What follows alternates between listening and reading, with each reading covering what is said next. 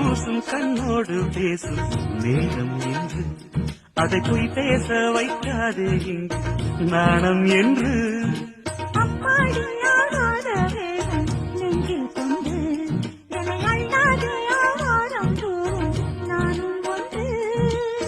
கண் வைத்த பின்னாலே கை வைக்க கூடாதா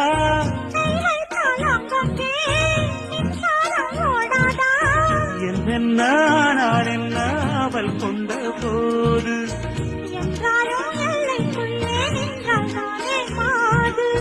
மார் மீதும் தோள் மீதும் சாய்ந்திருக்க